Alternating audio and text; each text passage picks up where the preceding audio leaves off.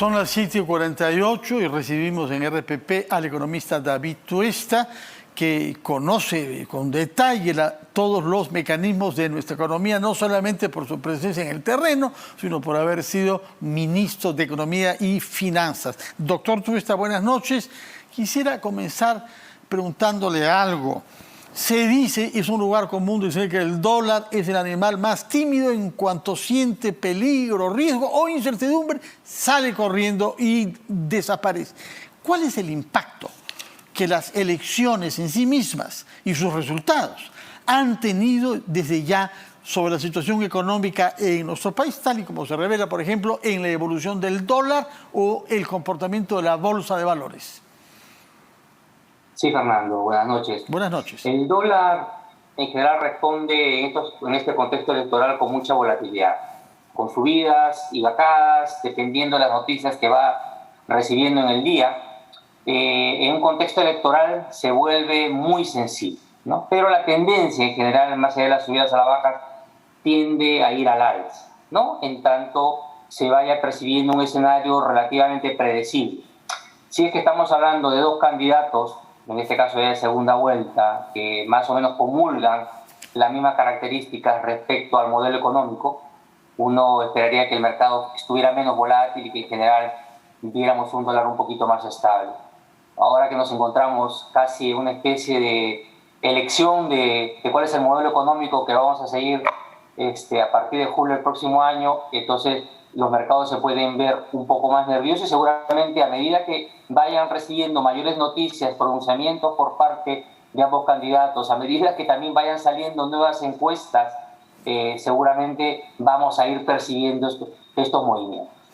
¿Qué es lo que más le preocupa en los planes económicos de uno y otro candidato?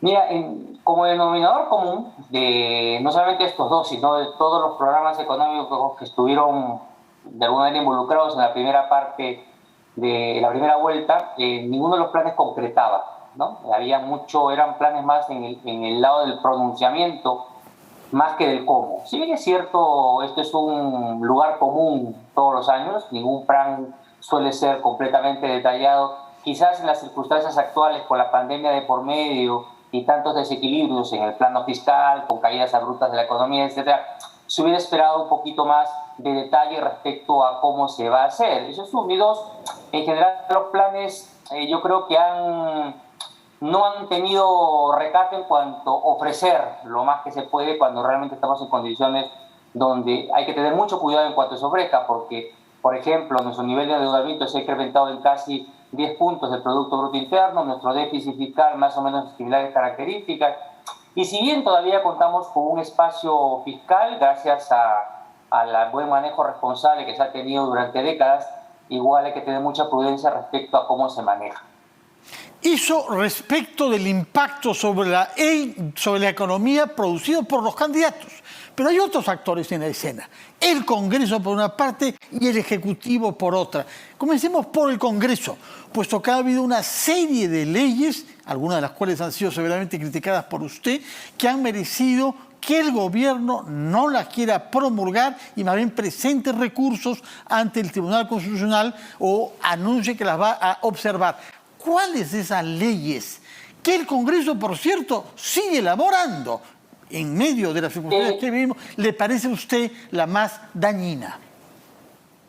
Mire, efectivamente, este Congreso llegó casi al mismo tiempo que la pandemia, ¿no? Paradójicamente llegaron casi al mismo tiempo, se instaló en ese momento. En marzo, y también, los dos, sí. Exactamente, y su ritmo de contagio, en este caso de contagio populista, ha ido creciendo, ¿no? Que a medida que han ido tomando confianza, ¿no? Como primero fueron probando aguas, viendo si realmente se podían hacer determinadas medidas y después no han tenido ningún empacho en saltarse incluso normas o leyes que eran claramente inconstitucionales, ¿no?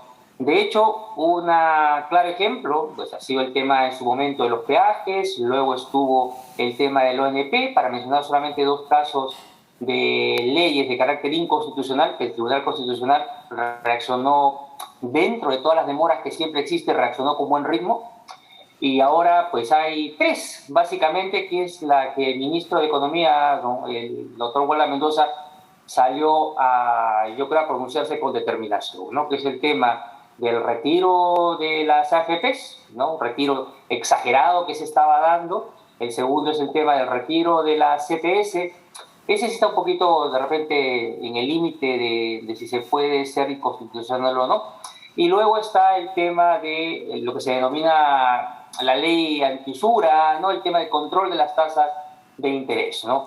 Yo diría que, bueno, todos tienen su ritmo de peligro, cada uno en diferentes ámbitos. En el tema del retiro de las FPs, este último retiro, cuando se sumaba al anterior, que ya era excesivo y que había significado que el 25% del total de los fondos que había antes de la pandemia desapareciera, es decir, salida del sistema, ¿no? Ahora, con estos nuevos retiros, implicaba que el 50%, la mitad de lo que había antes de la pandemia, estuviera fuera de todo el sistema previsional, con lo cual prácticamente uno estaba dilocando completamente el sistema de pensiones.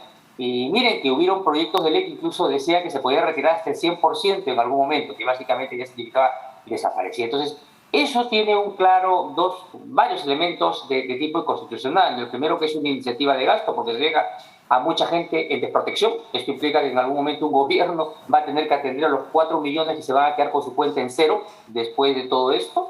Adicionalmente, genera gasto por modos de reconocimiento.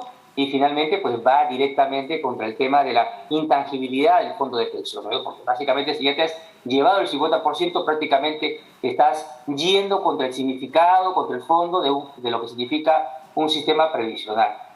En el tema de la tasa de usura o el tema de control de tasas, también peligroso, eso sí, claramente en el corto plazo, porque iba a generar una represión del sistema financiero. Es decir, lo que iba a generar es que aquellos agentes económicos, clientes, pequeños empresarios que antes tenían un acceso a una tasa de interés, si bien alta, respecto a otras empresas, de repente de mayor envergadura, menor tamaño, menor riesgo, ahora, si se controlaban las tasas, iba a significar que muchas empresas iban a no ser considerados por el sistema financiero. Entonces, queriéndose hacer un bien en teoría, cuando a uno le dicen que le van a dar algo barato, menos precio, pues el pueblo aplaude, la gente aplaude, pero no mira el segundo paso, es decir, a ver si ahora puedes acceder al crédito. De la misma manera, cuando en la época de Alan García decían que el pan era barato, después uno iba a buscar el pan y no lo encontraba, ¿no? Así es, tenemos experiencia en eso, habría que recordarla con más frecuencia. Usted es un observador de la escena internacional porque los economistas miran lo que pasa más allá de nuestras fronteras, cuando son serios y rigurosos como usted.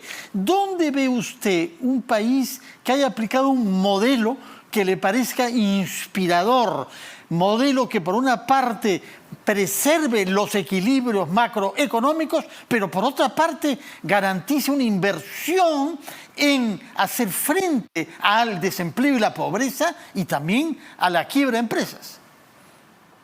Sí, a ver, es difícil en principio poner como referencia a un país desarrollado, por ejemplo, ¿no? Porque un país desarrollado de primer mundo no solamente entra en juego las políticas económicas, fiscales y monetarias, sino elementos institucionales, ¿no? Protección social garantizada, ¿no? Un seguro contra el desempleo, que suele haber por lo menos... Exactamente. En una economía informal, por ejemplo, como la nuestra, es muy difícil pensar en un seguro de desempleo porque solamente lo tendrían muy poquita gente. Financiarlo es complicado, ¿no? Pero yo creo que, por ejemplo, en la región, más allá de que se estuvo criticando durante mucho tiempo por las protestas que habían en las calles, el mejor referente dentro de la región claramente es Chile, ¿no? Chile ha logrado una reducción importante en lo que significan las tasas de pobreza, ha generado un crecimiento económico importante. Gracias a ello, de manera consistente, la aplicación de sus políticas también ha desarrollado un marco institucional relevante.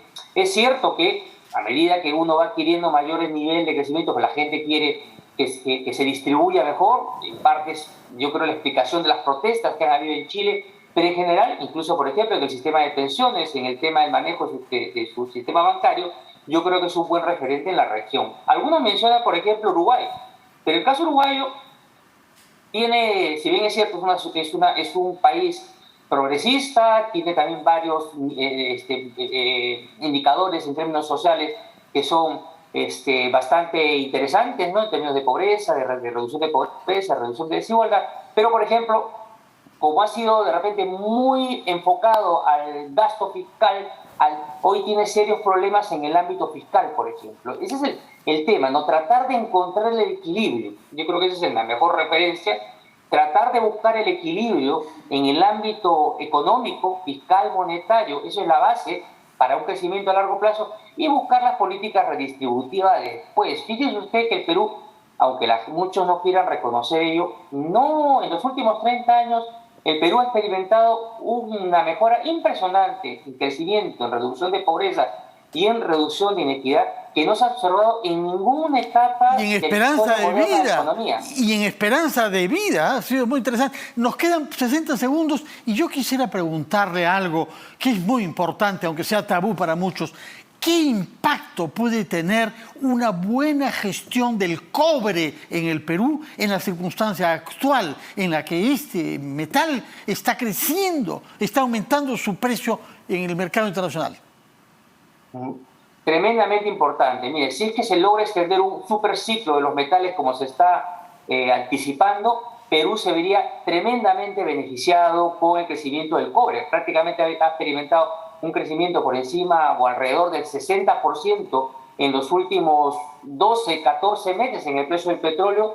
Eso impacta directamente en recaudación. De hecho, estamos ahora en niveles de recaudación casi similares a los niveles que había antes de pandemia, y en gran medida es por los mayores impuestos que están pagando la industria, las empresas mineras, y adicionalmente está coincidiendo con el hecho de que muchos contratos de estabilidad están finalizando, y entonces están pagando muchas empresas ahora en niveles normales de impuesto a la renta, regalía. Entonces ahí tenemos un soporte, un colchón que puede ayudar si las cosas se gestionan bien a partir de junio. Magnífico terminar con esa buena noticia que nos da señor David Tuesta. Muchas gracias por su tiempo y por las explicaciones que nos ha dado, que ojalá sean persuasivas para los que tienen a veces los oídos un poco cerrados. Muchas gracias por su presencia, que tengan todos buenas noches y nos vemos mañana viernes a las 7 de la noche a una nueva versión de este programa, las 5 de las 7. Muy buenas noches.